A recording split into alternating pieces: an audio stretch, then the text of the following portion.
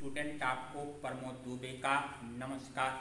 आज हम आपको बैक्टीरियोफेज के बारे में बताने जा रहे हैं। बैक्टीरियोफेज एक प्रकार का वायरस होता है। अब आप कहेंगे वायरस क्या होता है?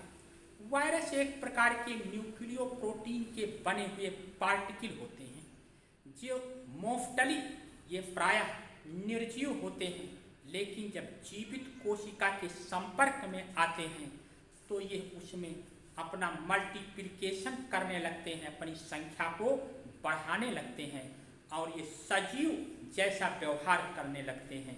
इसीलिए इनको लिविंग और नॉन लिविंग के बीच में कनेक्टिंग लिंक कहा जाता है। ये सजीव और निर्जीव के बीच की संयोजक कड़ी होते हैं। इसी में से एक प्रकार का वायरस जो है बैक्टीरियोफेज होता है। बैक्टीरियोफेज एक प्रकार का यूजफुल वायरस होता है। ये मनुष्य के लिए लाभदायक है, हानिकारक नहीं होता है। हम इसके स्ट्रक्चर के बारे में बात करते हैं। देखो बच्चों, ये बैक्टीरियोफेज का स्ट्रक्चर है। इसके 3 पार्ट होते हैं। ऊपर का पार्ट, ये बड़ा सा पार्ट क्या है? हेड कहलाता है। बीच का पार्ट ये नेक कहलाता है और पीछे का पार्ट टेल कहलाता है। अब हम हेड की बात करते हैं। हेड के चारों ओर प्रोटीन की बनी हुई एक कैप्सूल होती है, खोल होती है, जिसको हम कैप्सूल या कैप्सिड कहते हैं। उसको हटाने के बाद इसमें सिंगल स्टैंडर्ड डीएनए पाया जाता है। ये केवल प्रोटीन और डीएनए का बना होता है। इसके चारों ओर एक खोल होती है जिसको हम कैप्सिड कहते हैं।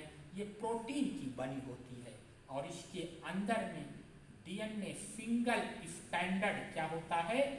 डीएनए पाया जाता है।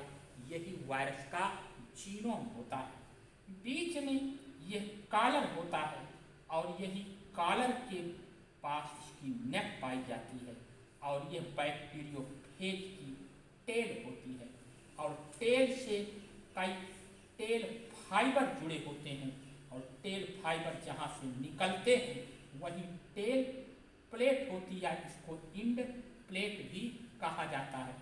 अब बैक्टीरियोफेज बच्चों बैक्टीरिया को मार देता है, किल कर देता है।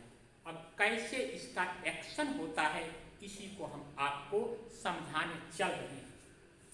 देखो, पहले बैक्टीरियोफेज अपने टेल फाइबर के द्वारा बैक्टीरिया से चिपक जाता है और अपने डीएनए को बैक्टीरिया सेल में इंजेक्ट कर देता है। इसी को क्या कहते हैं? इंजेक्शन फेज कहते हैं। अब इंजेक्शन फेज के बाद इसकी खोल पूरा पार्ट बाहर रह जाता है। केवल डीएनए जो है बैक्टीरिया सेल के अंदर में आ जाता है। अब यह डीएनए जो है बैक्टीरिया के डीएनए को खंडों खंडों में तोड़ देता है। बैक्टीरिया का डीएनए पार्ट पार्ट में क्या कर दिया जाता है? ब्रेक कर दिया जाता है।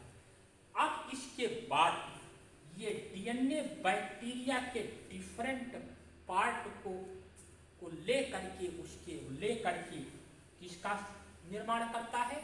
वायरस के विभिन्न पार्ट का, कोई कैप्सूल का, कहीं टेल फाइबर्स का और कहीं टेल का, सब का धीरे धीरे फॉर्मेशन करने लगता है, सिंथेसिस करने लगता है। अब इसी फेज को हम वेजिटेटिव फेज कहते हैं। फिर वेजिटेटिव फेज सेकेंड आती है। इसमें डीएनए और इसका हेड और टेल सब जुड़ने लगता है और जुड़ने के बाद अदर वायरस का फॉर्मेशन होने लगता है। तो आप क्या देख रहे हैं कि बैक्टीरिया सेल के अंदर बहुत सारे वायरस बनने लगते हैं, फेज वायरस बनने लगते हैं। इसी को हम असेंबली भी कहते हैं। जब ये फेज वायरस बन के तैयार हो जाते हैं तब बैक्टीरिया सेल क्या हो जाती है? फट जाती है। यही प्रोसेस क्या कहलाती है? लाइसिस कहलाती है। और यह वायरस बाहर निकल आता है और निकलकर दूसरे बैक्टीरिया सेल पर क्या करता है? अटैक करता है। तो आपने क्या देखा कि बैक्टीरियोफेज ने बैक्टीरिया सेल पर अटैक किया, इसका डीएनए बैक्टीरिया सेल में प्रवेश किया और बैक्टीरिया सेल के डीएनए को तोड़ करके बहुत से नए वायरस का बैक्टीरिया सेल के अंदर में फॉर्मेशन करता है। और जब बहुत से वायरस बैक्टीरिया सेल में बन जाते हैं तो बैक्टीरिया सेल फट जाती है और ये वायरस मुक्त हो जाते हैं और ये अदर बैक्टीरिया सेल पर क्या करते हैं, अटैक करते हैं और ऐसे क्रम चलता रहता है। इससे बैक्टीरिया सेल मरता रहता है और बैक्टीरिया पनप नहीं पाती। जैसे अवधारणा है, गंगा जल में बैक्टीरियोफेज पाए जाते हैं, इसलिए गंगा जल में बैक्टीरिया नहीं पनप पाते। ये काफी दिनों तक सुरक्षित रखा जाता है। आज तो इसकी पुष्टि जो है वेस्टर्न साइंटिस्ट ने भी कर दिया है। धन्यवाद।